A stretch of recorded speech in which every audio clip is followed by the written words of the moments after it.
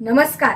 पेठ वडगावच्या लोकप्रिय नेत्या माजी नगराध्यक्षा माननीय सौ विद्या गुलाबराव पोळ ताईसाहेब यांच्या वाढदिवसानिमित्त बंडखोर मीडिया ग्रुप आयोजित कोण होणार महाराष्ट्राचा महावक्ता या ऑनलाईन राज्यस्तरीय वक्तृत्व स्पर्धेमध्ये मी स्पर्धक आपल्या समोर विषय मांडत आहे, शेतकरी जगाचा पोशिंदा. आता इतकं सहज सरळ उगवत नाही पीक, आता इतकं सहज सरळ उगवत नाही पीक, हाती येताच दाना म्हणतो नेऊन मला विक, हाती येताच दाना म्हणतो नेऊन मला विक. कर्तव्यागत झरतो पाऊस नेहमी भिजती माती, कर्तव्यागत झरतो पाऊस नेहमी भिजती माती, कर्तव्यागत कणसामध्ये भरून येतो मोती, कर्तव्यागत कणसामध्ये भरून येतो मोती. पिकवणाऱ्यास नको कौतुक हवी फक्त चाकरी, पिकवणाऱ्यास नको कौतुक हवी फक्त चाकरी, ह्या धान्याची व्हायला हवी गरम गरम गरम गरम भाकरी. महाराष्ट्राच्या मुख्यमंत्री पदासाठीचं राजकीय नाट्य तासन तास ब्रेकिंग न्यूज दाखवणाऱ्या पैसे कमावू इलेक्ट्रॉनिक्स मीडिया लोक हो.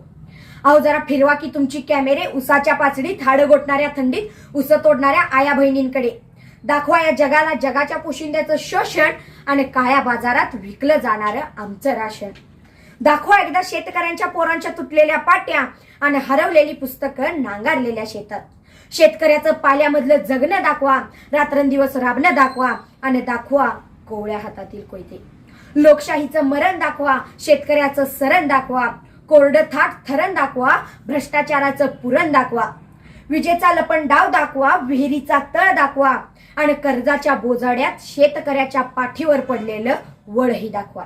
दाखवा शेतकऱ्याच्या सोन्यासारख्या पिकाला मिळालेला मातीमोल भाव दाखवा. मग पुन्हा एकदा हातात माय घेऊन म्हणून दाखवा की हा देश कृषीप्रधान देश आहे. तर याच विषयाच्या अनुषंगाने मी कुमारी Shreya Anil Saundalage, Saraladevi Yashwantrao Mane, boys and girls high school कागलची विद्यार्थिनी व शांतीदूत मर्दानी आखाड्याची रणरागिनी आपल्या समोर विषय मांडत आहे, शेतकरी जगाचा पोशिंदा. न बिरला न बाटा न बाटा न टाटा, न बिरला न बाटा न बाटा न टाटा, खऱ्या अर्थानं शेतकरी हाच समाजाचा बायोडाटा, खऱ्या अर्थानं शेतकरी हाच समाजाचा बायोडाटा. विषयाची सुरुवात करत असताना मला आठवतात ते जगद्गुरु तुकोबाराय, ज्यांनी आपल्याकडे गहाण असलेली शेतकऱ्यांची 7-12 उतारे इंद्रायणीमध्ये बुडवून त्यांना कर्जमुक्त केलं.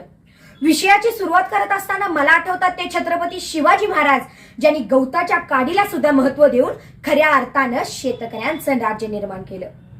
सर मला आठवतंय आमच्या गणितामध्ये असा प्रश्न असायचा की शेतकऱ्याच्या राम्यानं अमुक अमुक व्यापाऱ्याकडून अमुक अमुक दराने कर्ज घेतलं आणि तेच कर्ज शेतकऱ्याचा राम्या 2 वर्षानंतर टक्क्यासह व्यापाऱ्याला किती रुपये परत करेल.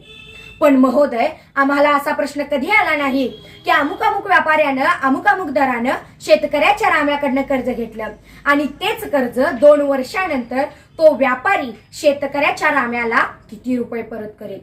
म्हणजे महोदय आमच्या शिक्षण व्यवस्थेने सुद्धा आम्हाला हेच शिकवलं की माझा बाप शेतकरी जरी उभ्या जगाचा पोशिंदा असला तरी तोच कर्ज घेईल आणि तोच कर्ज फेडेल.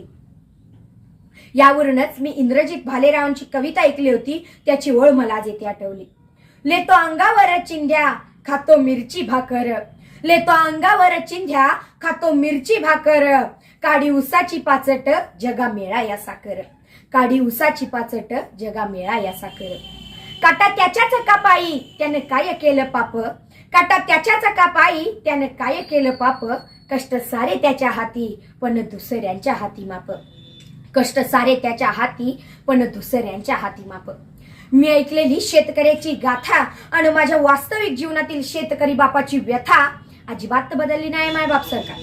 या कोरोना सारख्या महाभयंकर काळामध्ये गोरगरिबांच्या सर्वसामान्यांच्या घरापर्यंत पोहोचून त्यांच्या दारापर्यंत अन्नधान्य पोहोचवण्याचं काम कुणी केलं असेल तर तो म्हणजे माझा बळीराजा.